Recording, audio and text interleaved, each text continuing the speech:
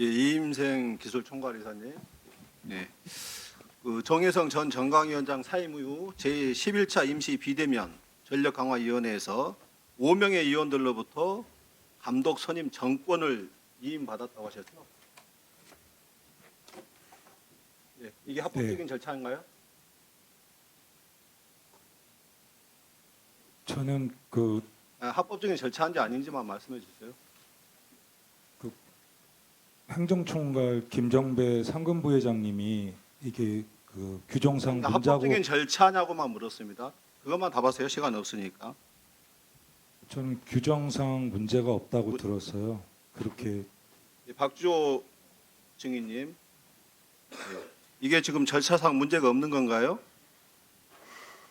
저는 7명 이상 위원회가 이루어지지 않는다는 이야기를 들었고, 그렇다면 우리가 사임을 해야 되는지 아니면 어떻게 해야 되는지 물어봤었고, 그 부분에 대해서 총괄 이사님은 저희가 직접 하지 않는 이상은 계속해서 유지할 수 있다라는 이야기를 하셨습니다.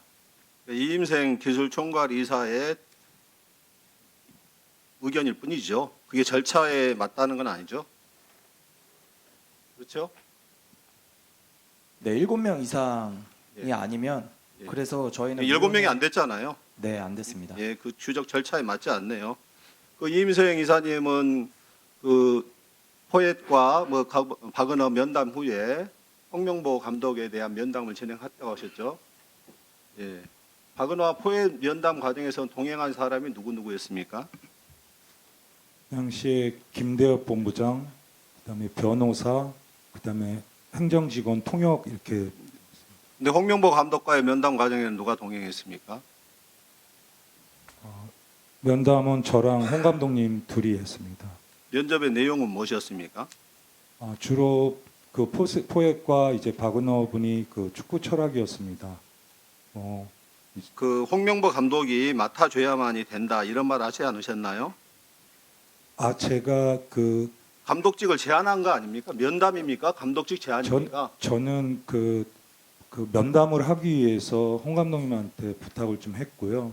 그다음에 끝난 다음에는 이분이 한국 축구에 적합한다는 판단이 들어서 제가 이렇게 요청을 이게 드렸습니다. 면접입니까?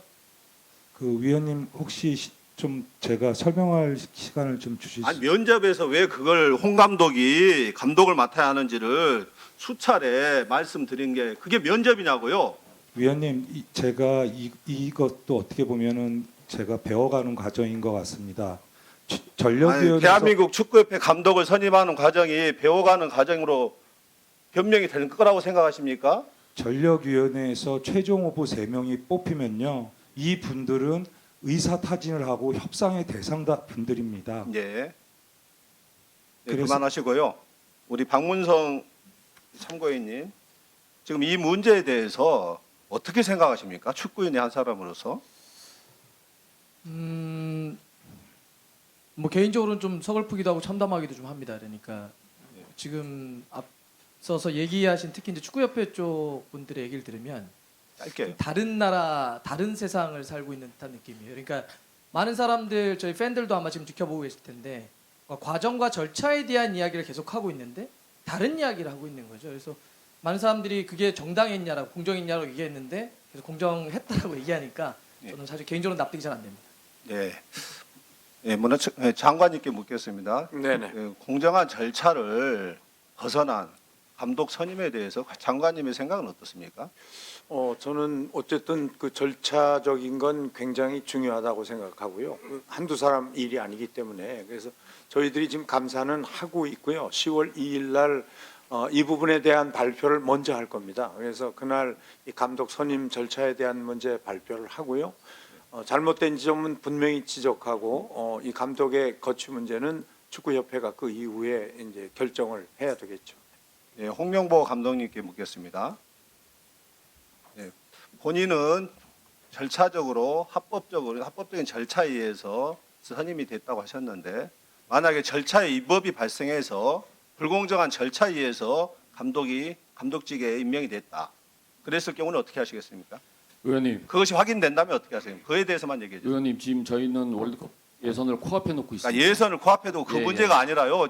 제가 물어보는 것은 불공정한 절차에 의해서 감독이 선임이 된 것이 확인되었을 때 어떻게 하실 거냐고요. 저는 제가 이 일을 한번 해본 경험으로서 예 전혀 아니요로만 답하세요. 불공정하지 않다고 생각을 하고 있습니다. 그래서 저는 그러면 불공정한 절차에 의해서 임명이 됐으면은 남은 기간 동안 팀을 강하게 만들어서 월드컵에서 좋은 결과 내는 게 저의 그러니까 팀을 임무라고 강하게 생각하고 만들 수 있습니다. 있는 그 감독은 홍명보 감독만 있는 건 아니에요. 맞습니다. 예, 불공정한 절차에 의해서 임명된 감독이 제대로 된 리더십을 발휘할 수 있는지 지금 축구인들이 다 의구심을 발휘하고 보이고 있잖아요. 이번 두 경기에서는 특별히 문제가 나오지는 않았습니다. 두 경기의 첫 번째 경기는 어땠는데요?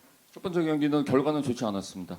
결과가 좋지 않은 게 그 축구인들의 여러와 같은 분노와 감독은 물러나라, 정몽규 회장은 물러나라 이러한 부분들이 영향을 미치는 건 아니겠습니까? 네, 맞습니다. 선수들의 사기에 영향을 미치잖아요. 예, 많이 미치고 앞으로도 있습니다. 불공정한 절차에 의해서 선임된 감독에 의해서 계속해서 이끌어졌을 경우 계속해서 그런 사기 저하와 이런 문제들이 생길 것 같은데 오만과의 성적이 3대1 성적이 좋은 건 아니네요. 그것조차도. 네, 그래서 뭐 제가 감독으로서 최선을 다하겠다는 말씀드리겠습니다.